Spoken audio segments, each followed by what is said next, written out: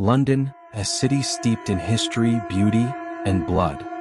Behind the fog-filled streets and elegant architecture lies a chilling truth, that some of history's most disturbed minds once called this place home. Tonight, we dive deep into the shadowy alleys of the capital to uncover the stories of the top 3 serial killers based in London, England. Lock your doors, and whatever you do, don't look behind you.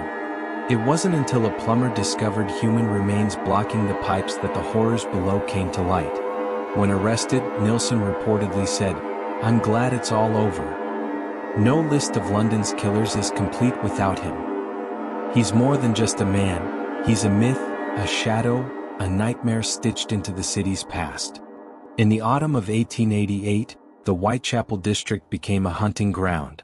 5 women, Mary Ann Nichols, Annie Chapman, Elizabeth Stride, Catherine Eddowes, and Mary Jane Kelly, were brutally murdered, their bodies mutilated with terrifying precision. Letters signed Jack the Ripper taunted police, but his identity was never uncovered. Suspects ranged from butchers to royals, doctors to lunatics. Over 130 years later, the Ripper's face remains hidden. He may be gone, but the echo of his blade still whispers through the cobbled streets of East London. London holds more than history, it holds secrets, blood-stained and buried deep. Like this video if you enjoy true horror stories, and subscribe for more tales from the darker side of reality. Until next time, keep your lights on. You never know what's lurking in the shadows. Which of these killers chilled you the most? Or did we leave someone out who haunts your nightmares? In the quiet neighborhood of Notting Hill during the 1940s and 50s, one man turned his home into a chamber of death. John Christie seemed like a polite, if odd man, but behind the walls of 10 Rillington Place, he was hiding a horrific secret. Christie murdered at least 8 people, including his own wife. He lured his victims, mostly women, into his flat with the promise of medical help or shelter. But instead of aid, he offered gas-fueled suffocation and a shallow grave beneath his floorboards. The most disturbing part?